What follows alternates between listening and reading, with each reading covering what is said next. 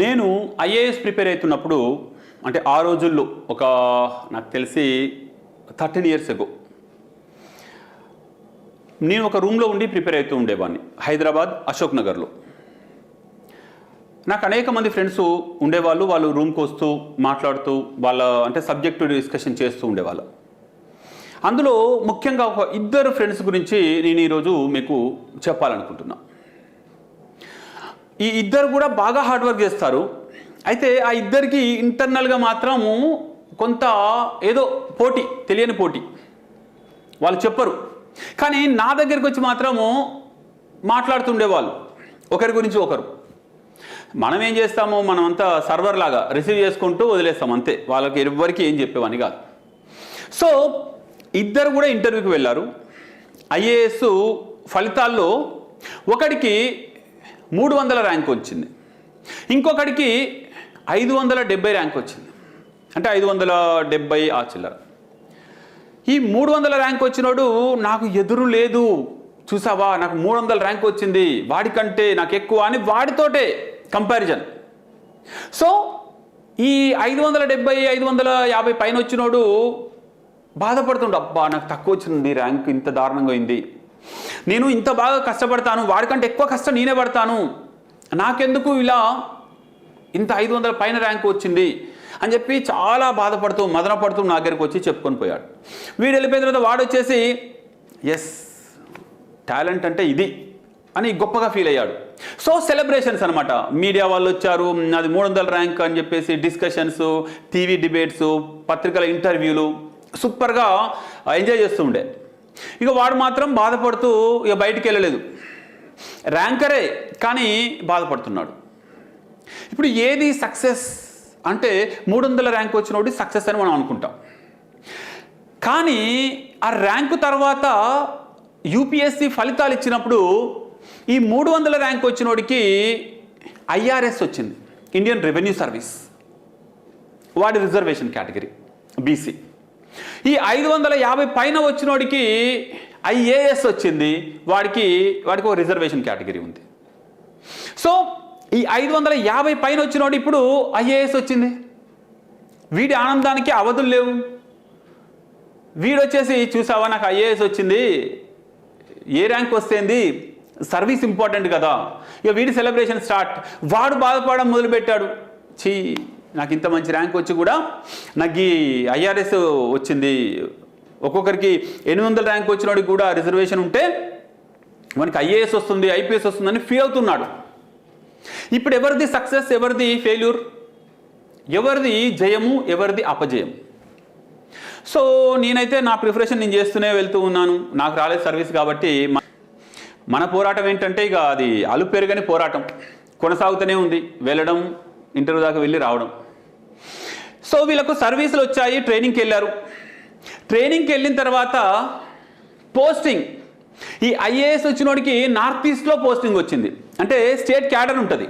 వాడు నార్త్ ఈస్ట్లో ఎక్కడో మిజోరాం, మణిపూర్, సిక్కిం ఆ ఏరియాలోకి వెళ్ళిపోయాడు. ఈ ఐఆర్ఎస్ వచ్చినోడికి చక్కగా ఆంధ్రప్రదేశ్ క్యాడర్, ఇప్పుడు తెలంగాణ. సో లోకల్లో పోస్టింగ్. ఇప్పుడు ఐఆర్ఎస్ లోకల్ ఆఫీసర్ అంటే పెళ్లి సంబంధాలు ఇట్లా వెంటబడుతున్నారు అమ్మాయిని ఇవ్వడానికి. మరో సైడ్ వాడికి నార్త్ ఈస్ట్ అంటే చాలామంది భయపడుతున్నారు, పెళ్లి సంబంధాలు రావట్లేదు.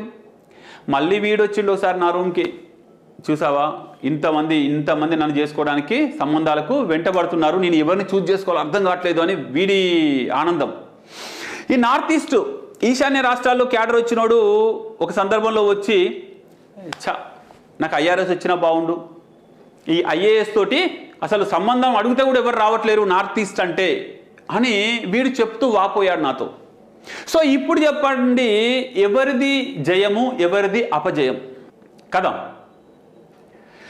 సో ఇలాగే ఇంకొక 2-3 ఏళ్ళు 4-5 ఏళ్ళు గడిచిపోయాయి.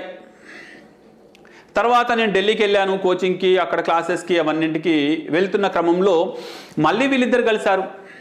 వీళ్ళ లైఫ్లో ఏం జరిగింది అంటే, ఈ ఐఆర్ఎస్ వచ్చి పెళ్లి చేసుకొని హాయిగా లోకల్లో ఉన్న ఆనందంగా విజయాన్ని ఎంజాయ్ చేస్తున్న వాడికి ముంబై ట్రాన్స్ఫర్ అయింది. ముంబై నుండి భావనగర్ ఇంకెక్కడికో నార్త్లో ఆ జోన్కి ట్రాన్స్ఫర్ అయింది. ఎవరైతే నార్త్ ఈస్ట్లో ఉన్నాడో అతను తెలంగాణ క్యాడర్ వచ్చిన అమ్మాయిని చేసుకొని అతను నార్త్ ఈస్ట్ నుండి స్పౌస్ కేసు కింద తెలంగాణలోకి వచ్చి ఐఏఎస్గా వచ్చాడు. ఇప్పుడు లైఫ్ టైం భార్యాభర్తలు ఇద్దరు కూడా తెలంగాణలోనే ఐఏఎస్ ఐపీఎస్గా ఇక్కడ వాళ్ళు జీవితాన్ని గడుపుతున్నారు. ఈ ఐఆర్ఎస్ వచ్చిన వాడికి మాత్రం నార్త్లోకో జోన్ వైజ్గా వెళ్ళిపోయాడు.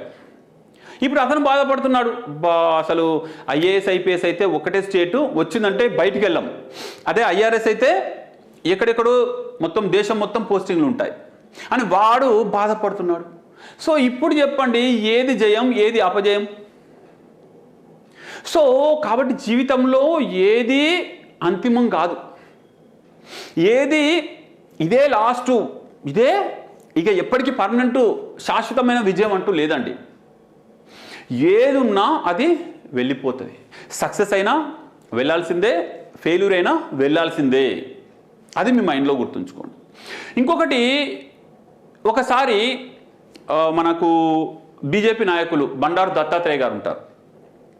వీరు ఒకసారి ఏదో మీటింగ్ విజయవాడలో ఉంటే అది అయిపోయాక ట్రైన్ జర్నీలో హైదరాబాద్ రావాల్సి ఉండే, గౌతమి ఏదో ఎక్స్ప్రెస్. సో ఆ ఎక్స్ప్రెస్ అందుకొని రావాలి, కానీ ఆ ఎక్స్ప్రెస్ మిస్ అయింది. వారు హైదరాబాద్లో ఏదో మీటింగ్ అటెండ్ అవ్వాలి, అది మిస్ అయింది. మిస్ అయినప్పుడు అది ఎందుకు మిస్ అయింది అని తన సెక్రటరీ పైన కొంచెం సీరియస్ అవుతారు కదా, అయ్యారు. కానీ ఆ ట్రైన్ మానుకోట దాకా మహబూబాద్ దాకా వచ్చాక అగ్ని ప్రమాదానికి గురై ఆ బోగి మొత్తం గాలిపోయింది. ఇప్పుడు చెప్పండి, అది ట్రైన్ మిస్ కావడం అనేది సక్సెసా ఫెయిల్యూరా? మీరు బలంగా ట్రై చేసిన తర్వాత అది మీకు దక్కలేదు అంటే God is protecting you from that post. God మీకోసం ఇంకేదో బెస్ట్ ఇచ్చాడు, దాన్ని మీరు చూసుకోండి. కాబట్టి ఏదైనా మీరు మిస్ అయ్యారు అంటే హ్యాపీగా ఉండండి, ఫెయిల్ అయ్యారంటే హ్యాపీ, ఇంతకంటే బెస్ట్ ఏదో వెయిట్ చేస్తుంది. కాబట్టి ఎక్కడ అపజయం అంటూ లేదండి, విజయము లేదంటే అనుభవము. సాధిస్తే విజయం సాధిస్తాను, లేదంటే అందులో ఉన్న లోతుపాతులు మనకు అనుభవంలోకి వస్తాయి. కాబట్టి మీరు గ్రూప్ 4 ఫెయిల్ అయినా, లేకపోతే మీరు ఒక బిజినెస్ పెట్టి అందులో విఫలమైనా కానీ మీరు అస్సలు బాధపడొద్దు. మళ్ళీ తిరిగి మీకు మీరే సెల్ఫ్ మోటివేషన్ చేసుకొని ముందుకెళ్ళాలి. ఎవరో ఒకరు ఎంతసేపు చెప్తారండి మోటివేషన్? ఒక రోజు 2 రోజులు మీకు జస్ట్ ఓదార్పునిస్తాయి. అంతిమంగా మీతో ఉండే మోటివేటర్ ఎవరంటే మీరే. ఈ ప్రకృతే పెద్ద motivator, great source of inspiration. ఈ ప్రకృతిలో చిన్న చీమ దగ్గర నుండి కూడా మీరు స్ఫూర్తిని తీసుకోవచ్చు. అలా తీసుకోండి, మీ ఫుల్ పొటెన్షియల్ని ఉపయోగించి ఈ సమాజానికి మీ అవసరం ఏంటి, ఏ రంగంలో అవసరమో అందులో ద బెస్ట్ పొజిషన్లో మీరు ఉండాలి. అలా ప్లాన్ చేసుకోండి. All the best.